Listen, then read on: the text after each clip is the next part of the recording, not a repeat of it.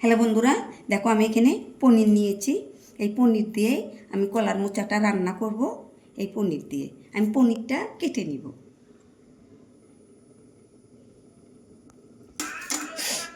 দেখো টুকরো টুকরো করে পনিরগুলো কেটে নিয়েছি। এখন এগুলো ভেজে নিব। তেল দিয়ে নিলাম।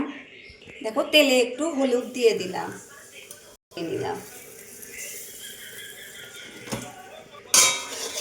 কালো এগুলো দিয়ে দিলাম। নেড়ে চেড়ে দেবো।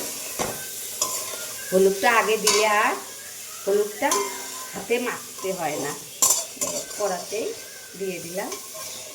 এগুলো একটু ভেজে নিয়ে দেখো আমার পনিরটা ভাজা হয়ে গেছে। এখন আমি নামিয়ে নেব। বন্ধুরা, তেল দিয়েছি কড়াতে, একটু কালো জিরে ফোড়নে দিব, দিয়ে দিলাম। পেঁয়াজগুলো দিয়ে দিলাম। দেখো পেঁয়াজটা একটু ভাজা ভাজা করে নিব। পেঁয়াজটা আমার একটু কালার করে ভেজে নিয়েছি। এখন আমি মৌচাগুলো দিয়ে দিব।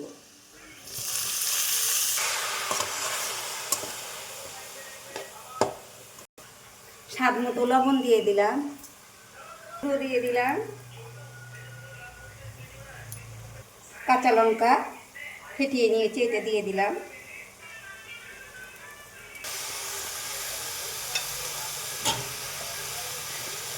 দেখো এখানে জিরে বাটা, একটু আদা বাটা আর একটু রসুন বাটা, এই বাটাটা আমি দিয়ে দিই। তোমরা বানিয়ে খাবে, দেখবে দারুণ লাগবে। কলার মোচা দিয়ে কোর দিয়ে এইভাবে বানিয়ে খাবে, দেখবে খেলে খালি আঙ্গুল চাটবে, উঠতেই চাবে না যে আরেকটু ভাত খেয়ে দেখি। দেখো এখানে একটু আতপ চালের গুঁড়ো নিয়েছি। এই গুঁড়োটা একটু জল দিয়ে গুলে নিব। এটা আমার ভাজা হয়ে গেছে, এখন আতপ চাউলের গুঁড়োটা দিয়ে দিব।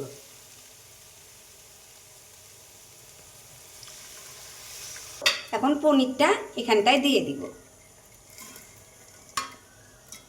আমি এখানটায় একটু চিকেন মশলা দিয়ে নিই। তোমরা এটা নিরামিষভাবেও রান্না করতে পারো, এর মধ্যে গরম মশলাও দেওয়া যায়।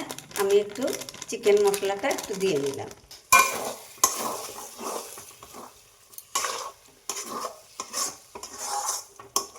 এখানটায় আমি 2 চামচ ঘি দিয়ে দিব।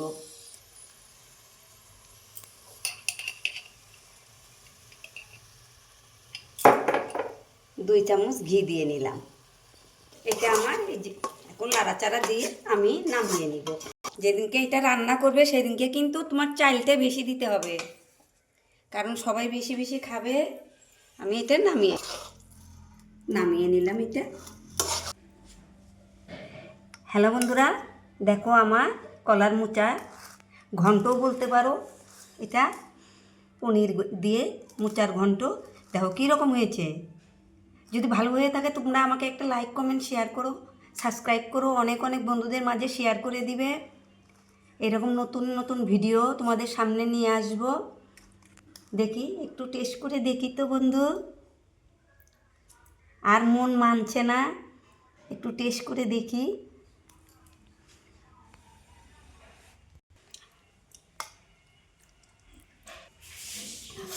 দারুণ হয়েছে, কি আর বলবো। তোমরা রান্না করে না খেলে বুঝতে পারবে না, একদম ফাটাফাটি হয়েছে। তবে রান্না করে মানুষের মন জয় করবে, বাড়ির সবাইকে দেখো খাওয়াবে, ধন্য ধন্য বলবে যে এইরকম রান্না তুমি শিখেছো। তাহলে বন্ধু, তাহলে এখন আসি, তোমরা ভালো থেকো, সুস্থ থেকো, আগামীতে আবার দেখা হবে। থ্যাংক ইউ বন্ধু।